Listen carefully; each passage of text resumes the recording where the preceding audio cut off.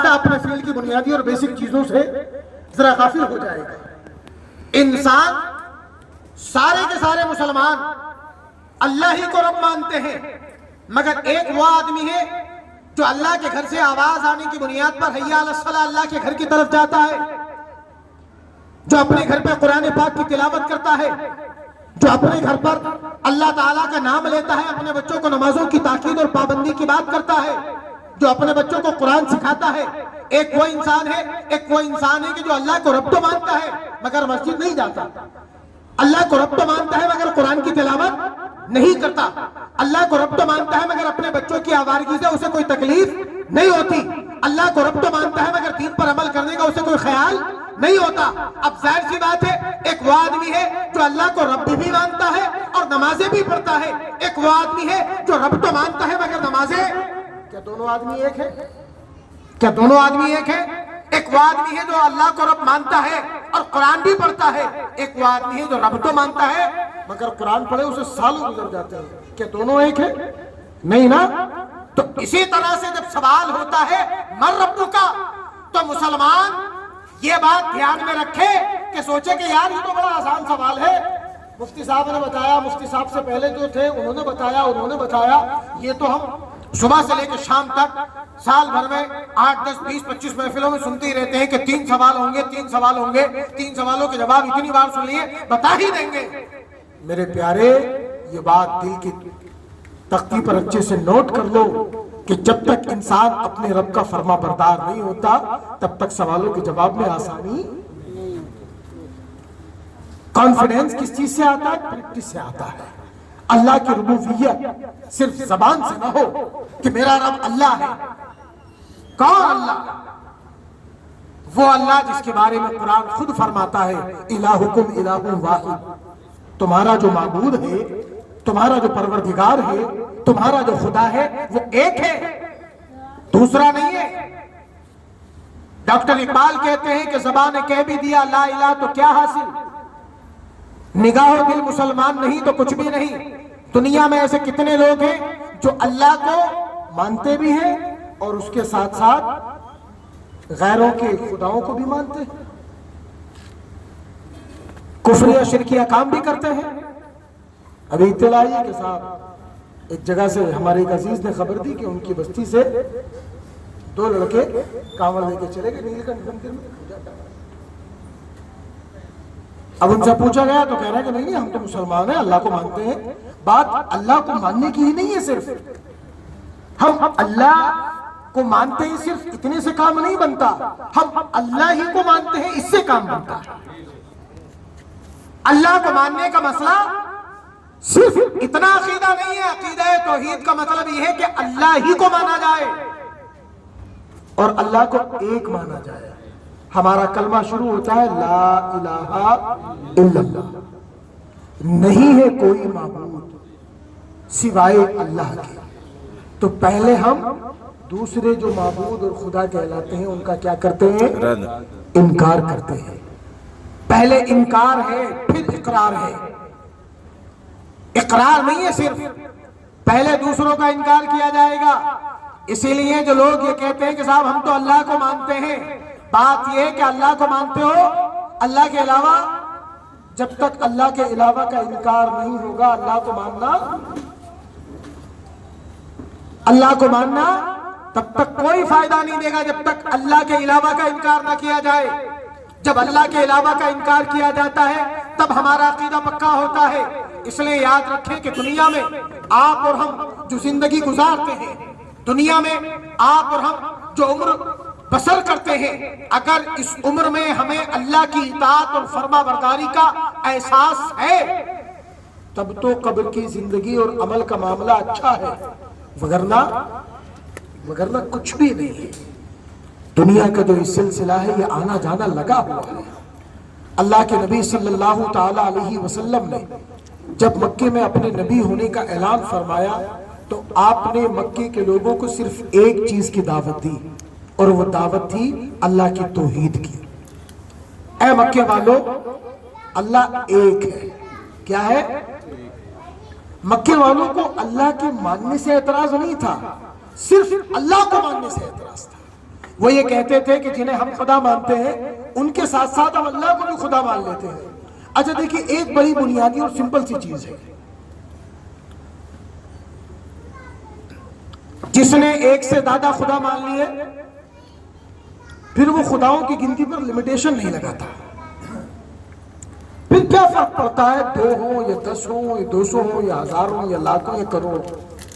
جب ایک سے زیادہ مان لیے تو مان لیے، اب تو کتنی بڑھائی چلے جاؤ۔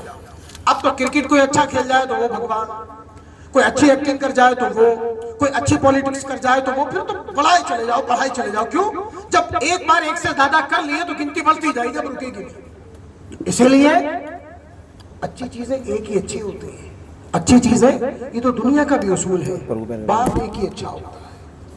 ایک سے زیادہ باپ کسی کو پسند ہے؟ ایک سے زیادہ باپ کسی کو پسند ہے؟ ہونا بھی نہیں چاہیے، ہوتا بھی نہیں ہے۔ لیکن جھوٹا بھی کسی کو اگر کہہ دے کہ یہ سب 2 باپ کا ہے تو آدمی کو گالی لگتی ہے۔ کیوں؟ کیونکہ ایک باپ سے انسان کی عزت ہے، ایک باپ سے انسان کی عزت ہے۔ بھلے ہی پوتے بہت سارے ہو جائیں، دادا ہمیشہ ایک ہوتا ہے۔ ایک باپ کے 4 بیٹے، ان کے 4 بیٹوں کے 16 بیٹے، 16 بیٹوں کے 32 بیٹے، کتنے ہو جائیں، دادا سب کے ایک ملیں گے۔ تو پوری دنیا کا جو مزاج ہے، کھیت میں 1000 دانے اگائیں، لاکھوں دانے اگائیں، لیکن سارے دانوں کی اصل ایک دانے سے ہوتی ہے۔ ایک دانہ 10 دانوں کا ذریعہ بنتا ہے، 10 دانوں سے 100 دانے، 100 دانوں سے 1000 دانے۔ تو کتنی بھی چیزیں ہوں، یہ ساری کی ساری چیزیں اپنی اصل میں لوٹتی ہیں تو ایک بن جاتی ہیں۔ دنیا میں آج ہمارے بھارت میں 140 کروڑ لوگ ہیں اور دنیا بھر میں اربوں لوگ ہیں، لیکن سارے لوگوں کی گنتی کرتی جائے تو لوگ گھٹتے گھٹتے گھٹتے گھٹتے ایک باپ حضرت آدم تک پہنچ کے رک جائے، ایک باپ حضرت آدم علیہ السلام۔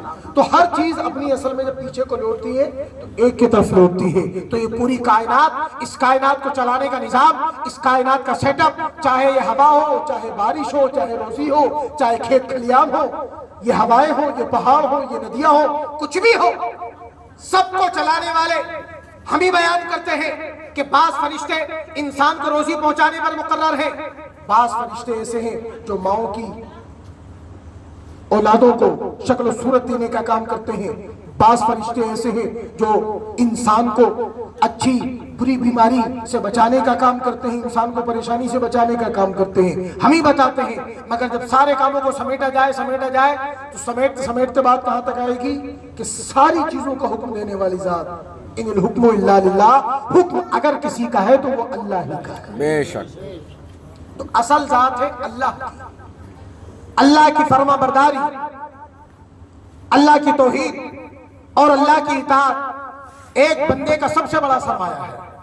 آج کے زمانے میں اگر مسلمان کو کچھ چاہیے، سب سے پہلا کام اپنے بچے کو اس بات کا سکھانا ہے کہ اللہ کے سوا کوئی معبود نہیں ہے۔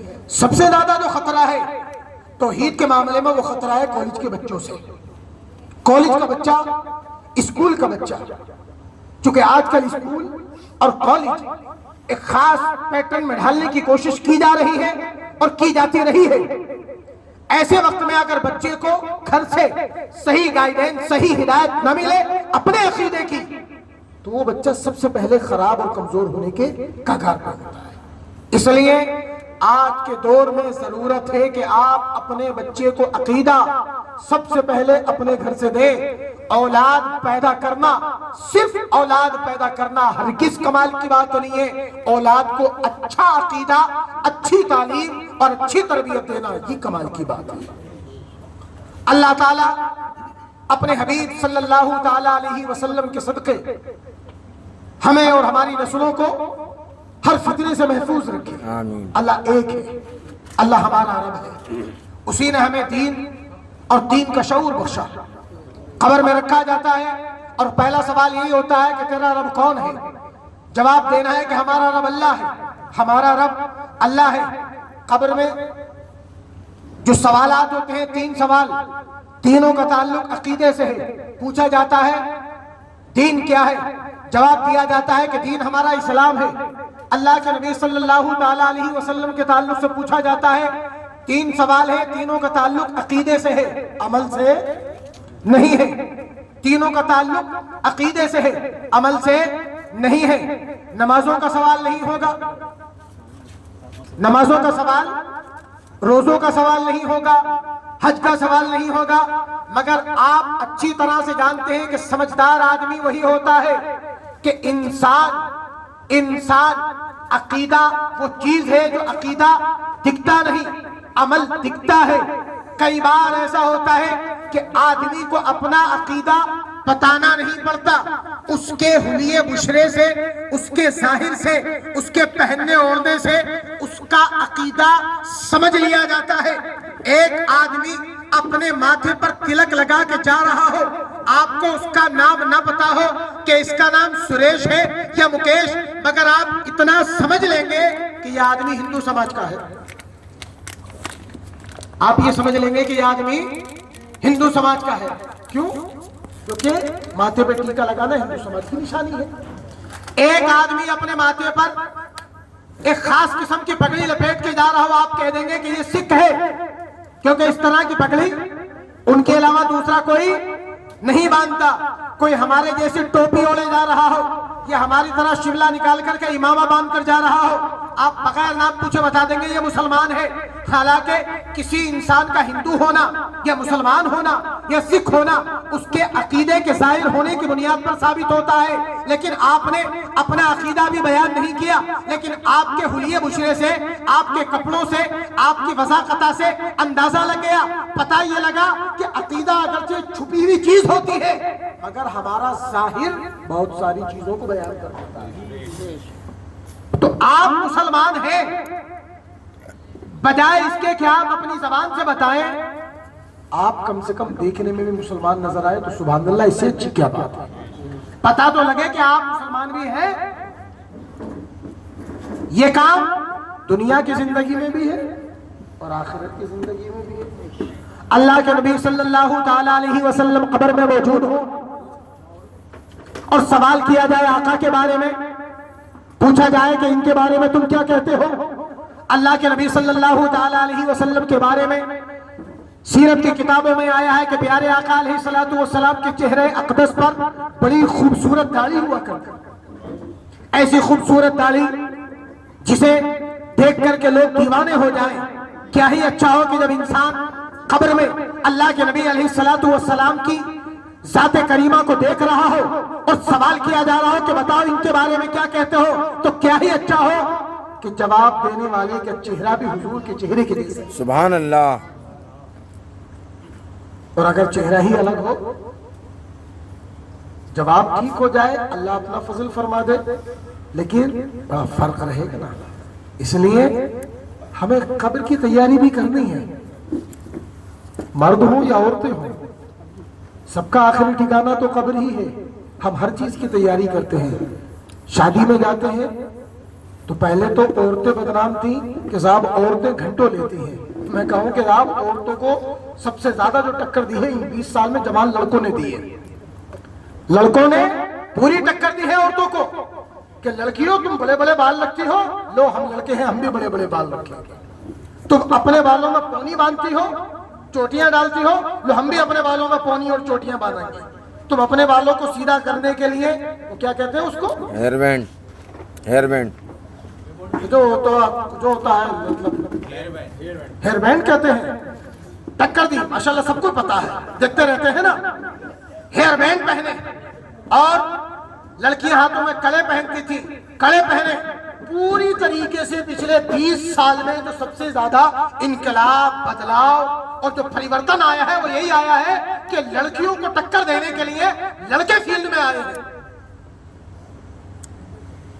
اور کچھ تو ایسے آئے ہیں کہ پیچھے سے دیکھو تو قسم خدا کی لگتا ہی نہیں کہ کوئی لڑکا ہی جا رہا ہے، پیچھے سے تو کنٹینیوس ہو کے 100% لگتا ہے کہ پکا لڑکی جا رہی ہے، کہ صرف کپڑے، حلیے، بال، چوڑے، کنگن ہی نہیں بدلے ہیں، اے چالیں بھی بدلی ہیں، چال بھی ویسی ہو گئی ہے۔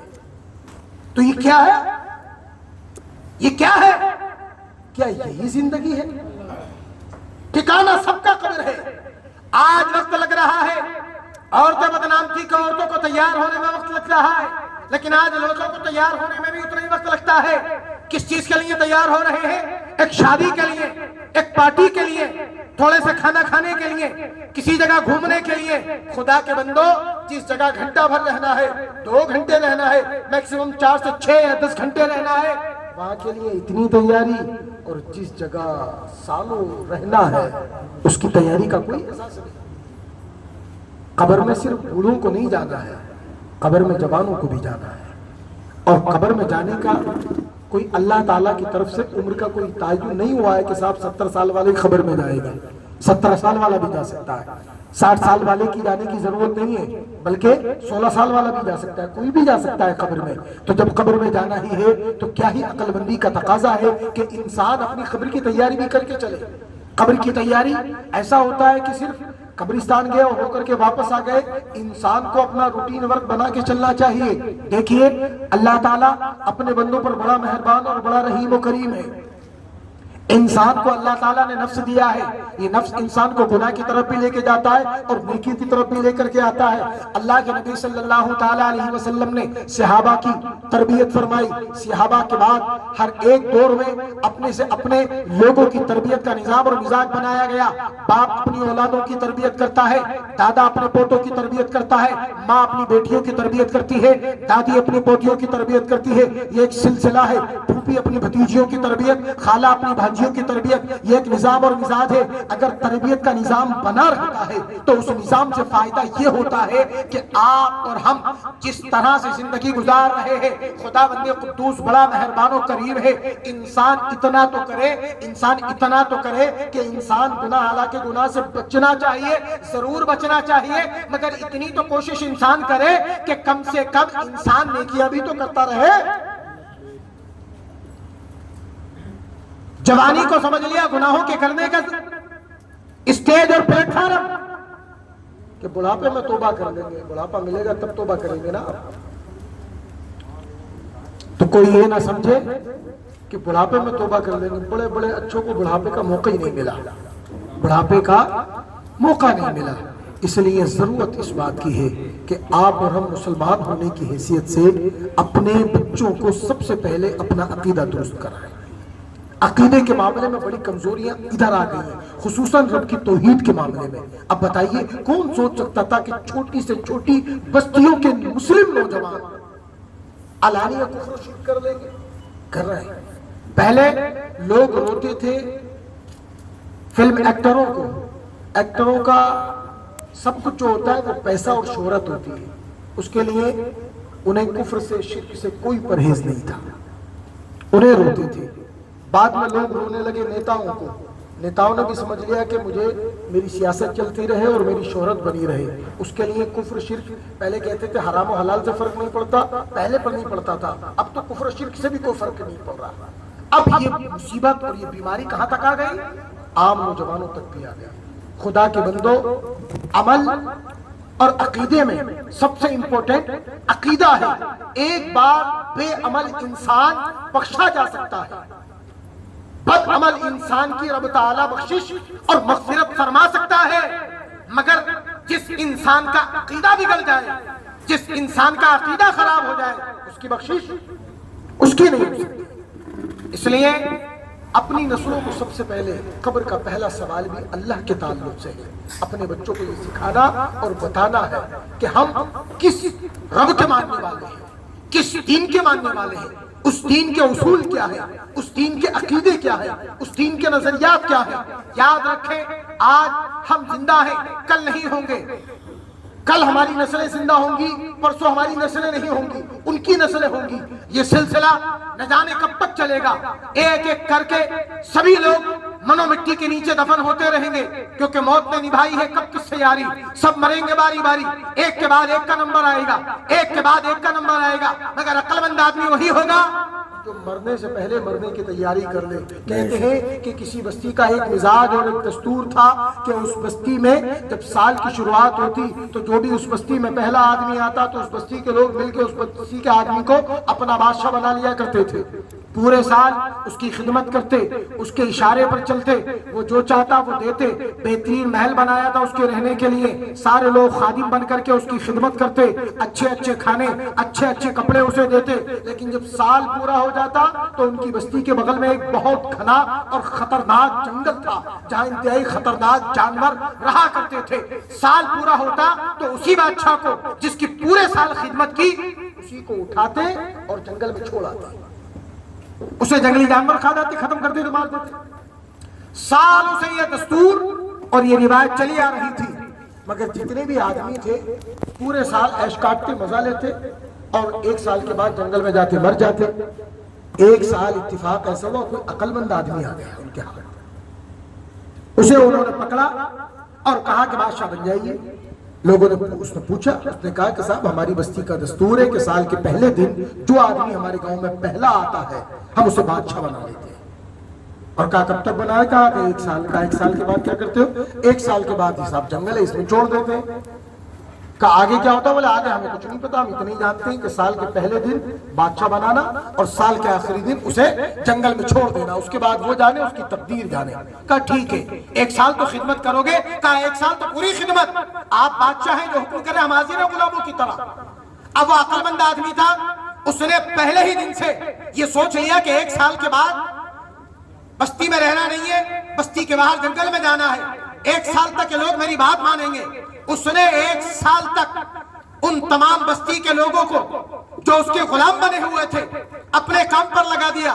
اس نے کچھ لوگوں کو اکٹھا کیا کہ جاؤ اچھے اچھے میرے لیے امیر لوگ تلاش کرو جو مجھے پیسہ لا کر کے دیں. لوگوں نے پیسہ لا کر کے جمع کر دیا. کہا اچھے اچھے مستری اور مزدور لا کر کے دو, اچھے اچھے مجھے مکان بنانے لا کر کے دو. اپنے بہت سارے لوگ اکٹھا کیے اور اسی جنگل میں اس نے لگا دیا کہ جاؤ اس جنگل میں اتنی لکڑیاں کاٹ دو, اتنے پیڑ کاٹ دو اور اتنی جگہ کو صاف ستھرا کر دو. اس نے پیڑ کاٹنے والے جنگل میں بھیج دیے. پیڑ کاٹنے والے جنگل میں گئے اور انہوں نے جنگل میں جانے کے بعد بہت سارے علاقے کو پیڑوں سے کاٹ کے صاف ستھرا کر دیا. اس نے لوگ بھیجے کہ جاؤ مٹی کو سمتل کر کے آؤ. لوگ مٹی سمتل کر کے آ گئے. اس نے پھر دوسرے لوگ بھیجے کہ جاؤ وہاں ایک مکان بنانا شروع کرو.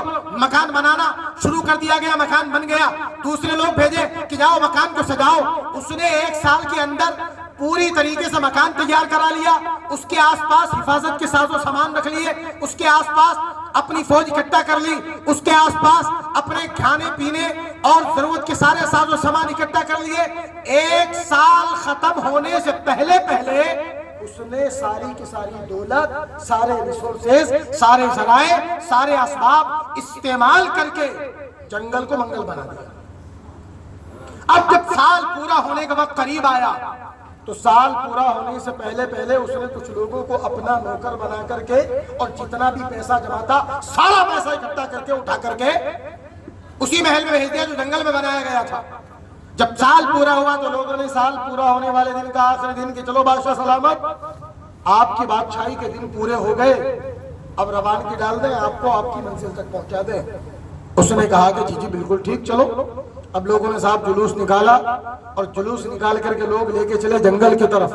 جنگل میں بڑھتے بڑھتے جب اس جگہ تک پہنچے جہاں چھوڑنا تھا تو کیا دیکھا یار جنگل میں تو منگل ہوا پڑا, سامنے ایک بہترین عالیشان محل کھڑا ہے اور محل کے باہر نوکر کھڑے ہیں ہاتھوں میں پھول لے کر کے کہ ہمارے مالک آ رہے ہیں, سبحان اللہ, نعرے لگا رہے ہیں.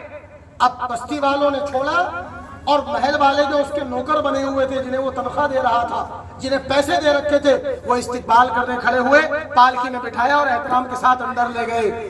اب بستی کے لوگ سوچ رہے کہ یار یہ آدمی بڑا ہوشیار ہے. پہلے جتنے بھی لوگ آئے وہ جنگل کے جانوروں کا نشانہ اور خوراک بن کے مر گئے.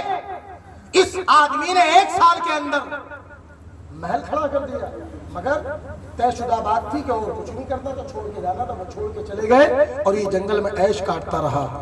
یہ مثال ہے انسان کی زندگی کی. یہ جو ایک سال ہے نا, یہ ہماری زندگی ہے پوری کی پوری. اس ایک سال میں بستی کیا ہے؟ انسان اپنے آپ میں مکمل ایک بستی, ایک شہر ہے. انسان کے ہاتھ, انسان کے پاؤں, انسان کی آنکھیں, انسان کی پلکیں, انسان کے ہونٹ, انسان کی ناک, انسان کے کان, انسان کے دانت, انسان کا لیور, انسان کا دل, انسان کا جگر, انسان کی آنتیں, انسان کے جسم کی رگیں, پٹھے, یہ سب کیا ہے؟ یہ اپنے آپ میں ایک بستی ہے. ہر آدمی کا الگ الگ کام جیسے شہر میں ہوتا ہے ویسے انسان کے جسم میں ہر پارٹ کا, ہر حصے کا کام الگ الگ ہوتا ہے. آنکھ جو کام کرتی ہے وہ کام نہیں کرتا, کان جو کام کرتا ہے وہ ہاتھ نہیں کرتا, ہاتھ جو کام کرتا ہے وہ پیر نہیں کرتا, لکڑی والا جو کام کرتا ہے وہ پینٹ والا نہیں کرتا.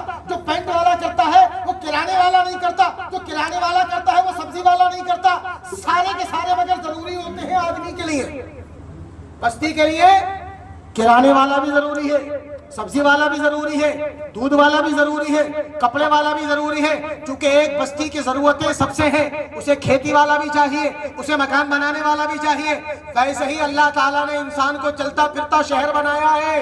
ہمارا جسم اپنے آپ میں ایک شہر ہے، ایک بستی ہے، جس میں خداوند قدوس نے سینکڑوں کی تعداد میں الگ الگ چیزیں آباد کر رکھی ہیں، اور یہ سب ہماری ضرورتوں کو کیا کرتی ہیں؟ پورا۔ کسی چیز کو دیکھنا ہے آنکھیں کام کرتی ہیں، کسی بات کو سننا ہے تو کان کام کرتے ہیں، کسی چیز کو پکڑنا ہے تو ہاتھ کام کرتے ہیں، کسی چیز کی طرف جانا ہے تو پاؤں کام کرتے ہیں، کسی چیز کو کھانا ہے تو ہمارا منہ کام کرتا ہے، کسی چیز کو پچانا ہے تو ہمارا لیور کام کرتا ہے، پانی کو استعمال ہمارے گردے کرتے ہیں۔ الگ الگ جسم کے حصے، الگ الگ پارٹ، الگ الگ چیزیں، الگ الگ خوبیاں، سب ان کا استعمال کرتے ہیں۔ یہ ساری ہماری ضرورتیں پوری کر رہے ہیں، اور پورے سال تک یعنی پوری زندگی تک ہم بادشاہ ہیں۔ ہم جو کہتے ہیں ہاتھ وہی کرتا ہے، ہم جو کہتے ہیں آنکھ وہی کرتی ہے، ہم جو کہتے ہیں پیر وہی کرتا ہے، ہم جو کہتے ہیں کان وہی کرتا ہے۔ سارے چیزیں ہمارا حکم مانتے ہیں۔ اب اس سال تک یعنی اس پوری عمر تک چاہیں تو ان چیزوں کا استعمال کر کے ایک سال کے بعد جس جنگل میں ہمیں ڈالنا ہے، جو جنگل میں ہمیں پھینک دیا جائے گا، جس قبر میں ہمیں ڈال دیا جائے گا، جس ویرانی جگہ ہمیں پھینک دیں گے، ہمارے کون پھینکے گا؟ کون؟ یہ ہاتھ کام کرنا بند کر دیتا ہے تو آدمی ختم ہوتا ہے، دل کام کرنا بند کر دیتا ہے تو آدمی ختم ہوتا ہے، آنتیں کام کرنا بند کر دیتی ہیں تو آدمی ختم ہوتا ہے، پھیپھڑے کام کرنا بند کر دیتے ہیں آدمی ختم ہو جاتا ہے، کوئی نس کام کرنا بند کر دیتی ہے آدمی ختم ہوتا ہے۔ جو پوری زندگی ہمارا کہنا مانتے ہیں، ہمارے ہاتھ، ہمارے پورا جسم کا ایک ایک حصہ، ایک ایک بازو، ایک ایک پارٹ، ایک ایک آنکھ، ایک ایک عضو جو ہمارا حصہ ہونے کی وجہ سے ہمارا حکم مانتی ہے، ایک وقت میں آ کے ساری چیزیں ہمارا حکم ماننا بند کر دیتی ہے۔ 80 سال کا ہو گیا، اب انسان کہہ رہا کھڑا ہو کے چلوں گا، سینہ نکال کے، کمر کہہ رہی ہے کہ بڑے میاں اب نہیں مانوں گی، 26 سال کے ہوتے تو مان لیتی، اب نہیں ماننے کی۔ آدمی 80 سال کا ہے اور جی چاہ رہا ہے کہ صاحب آسمان کی چمکتے تارے دیکھ لوں، کہہ رہی ہے کہ بڑے میاں اب نہیں ماننے والی، اب تو اس پہ جو ہے 10 نمبر کا چشمہ لگاؤ تب دکھائی دے گا کچھ، اس سے پہلے اب کوئی نہیں مانتا ہمارے۔ جس طرح سے 1 سال کے بعد اس بستی میں، اس شہر میں بادشاہ کی کوئی نہیں مانتا تھا، عمر گزرنے کے بعد ہمارا جسم بھی ہماری ماننا بند کر دیتا ہے، اور بعد میں یہی سب طے کر کے انسان کو کہاں تک پہنچا دیتے ہیں؟ قبر تک پہنچا دیتے ہیں کہ لو جی اب جاؤ۔ اب انسان جانے سے پہلے پوچھے اپنے جسم سے، اپنے جسم کے تمام حصوں سے کہ خدا کے بندوں میرا کیا ہوگا قبر میں، میرا کیا ہوگا؟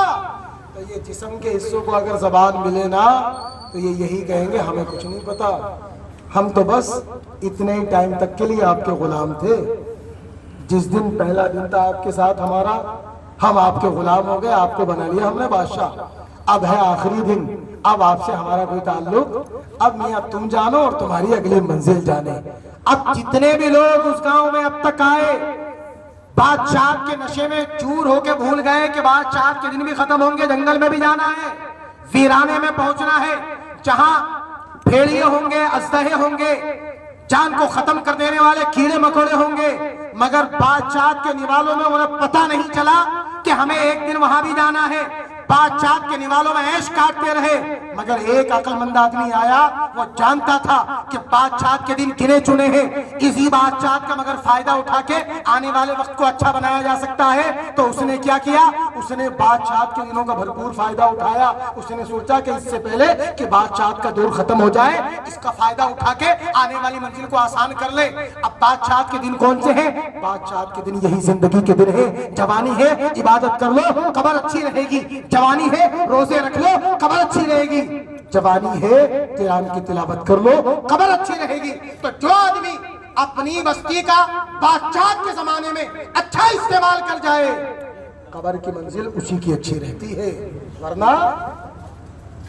ورنہ تو ٹھیک ہے، بڑے بڑے ترم خانے ہم نے دیکھ لیے جن کے مونچھوں پہ گھی کے چراغ جلا کرتے تھے، جب موت آئی تو موت سے پہلے جو بڑھاپا آتا ہے وہ بڑے سے بڑے طاقتور کو، ابھی پچھلے دنوں पिछले दिनों के कल ही मैं देख रहा था, तो अमेरिका के एक ऐसे वेट लिफ्टर का फोटो आया जो कहते हैं कि किसी जमाने में तकरीबन 150-200 किलो पाउंड वजन उठा लिया करता था। आज उसकी हालत ये है कि वो पूरी तरीके से झुक के चलता है, मतलब ऐसे डबल होके चलता है। उसका सिर जो होता है वो उसके पैरों के सामने होता है, कमर सीधी नहीं कर पाता। सब कुछ खत्म हो जाने वाला है, कोई चीज बाकी रहने वाली नहीं है। इसलिए अगर दुनिया की रंगीनियों में, पैसे की मदमस्तियों में, दौलत के अंबार में, अगर ऐशो इशरत के खुमार में इंसान ये समझ बैठा है कि बस जिंदगी यहीं पे खत्म है, उसकी सबसे बड़ी भूल है वो याद रखे एक उम्र के बाद उसे जंगल में फेंक दिया जाएगा, और ये जंगल हमारे अमल का जंगल होगा। अगर चाहे तो अमल के जंगल को अपने नेक अमल से मंगल बना ले, और चाहे तो अमल मंगल बना के अपनी जिंदगी को आने वाली बर्बाद कर ले। बस यही उसूली और बुनियादी चीज है, यही जिंदगी की पूरी कहानी है कि आप और हमको अल्लाह ने जो जिंदगी दी है, इस जिंदगी में अल्लाह ने हमको ताकत का जमाना दिया है, अल्लाह ने हमको हुस्न का जमाना दिया है, अल्लाह ने हमको शबाब का जमाना दिया है। इसी शबाब के जमाने का इस्तेमाल करके हम अल्लाह को राजी कर लें, और रब को राजी करने के बहुत काम है। आप सबसे पहला काम तो देखिए यही है, आपका और हमारा अकीदा अल्लाह ताला पर, उसके रसूल पर सबसे पुख्ता मजबूत होना चाहिए। दुनिया की दौलत, दुनिया का लालच हमें हमारे अकीदे में कमजोर न कर पाए। मोमिन की सबसे बड़ी मीरास और सबसे बड़ी दौलत अकीदा है, और अकीदे के बाद हम इस मामले में बड़े खुश नसीब है कि अकीदा हमें माँ की गोद में मिल जाता है। अल्लाह ताला ने ईमान वाले माँ बाप के घर में पैदा कर दिया, इससे बड़ा रब का इनाम कुछ नहीं। उनसे पूछो जिनके माँ बाप साहिब ईमान नहीं है, अगर वो लोग ईमान की मंजिलों को पहुंचते हैं तो उन्हें कितनी मशक्क़तों का सामना करना पड़ता है। हमें तो कुछ भी नहीं करना पड़ा, पैदा हुए कान में अजान दिला दी माँ बाप, मुस्लिम नाम रख दिया, बोलना सीखे तो माँ बाप ने ला इलाहा इल्लल्लाह सिखा दिया। ये कितना बड़ा इनाम है। तो ये अकीदा हमें माँ की गोद में मिल गया। अब हमें क्या करना है? नमाजों की पाबंदी। नमाजें पढ़ने से कुछ लोग कहते हैं, पिछले दिनों एक रिश्ते की बात आई, हमने एक साहिब को बताया कि साहब फला जगह रिश्ता कर लो, तो वो गए लड़के को देखने के लिए। लड़का साहिब रोजगार था, लकड़ी का काम था, अच्छा खासा काम था, अपनी दुकान और अच्छा खासा अपना जाती नौयत का काम, अच्छी कदकाठी का लड़का, देखने भालने में खूबसूरत। जानते हैं लड़की वालों ने क्या कह करके इनकार किया कि लड़का नमाज बहुत पढ़ता है, लड़का अल्लाह मेरा मुल्ला ही है बेचारा।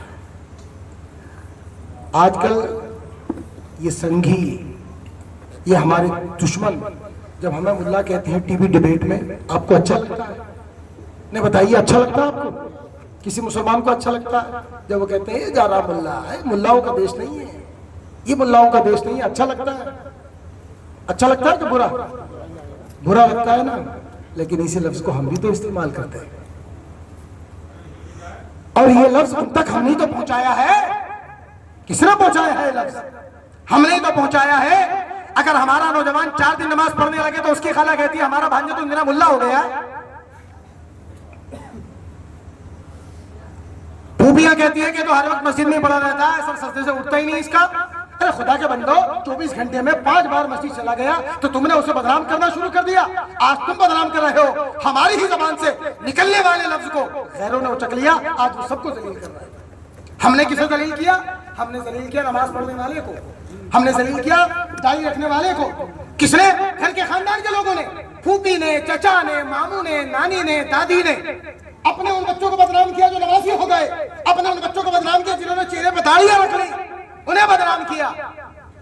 आज गैर बदनाम कर रहा है। क्यों?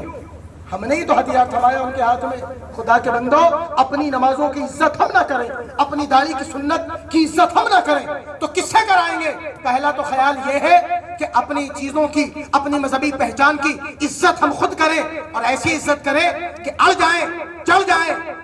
पिछले दिनों एक सिख ड्राइवर की एक वीडियो निगाह से गुजरी कि एक पुलिस वाले ने उसकी पगड़ी पर हाथ मार दिया और पगड़ी नीचे को गिरा दी। कसम से उस आदमी ने अंदर जाने के बाद, उनके पास तो वैसे भी कृपाण रहती है, उसने निकाल के हाथ सामने खड़ी कर दी, कहा हाथ काट देंगे अगर तूने हमारी इस मजहबी पहचान पर हाथ डाला। क्या गैरत दिखाई उसने।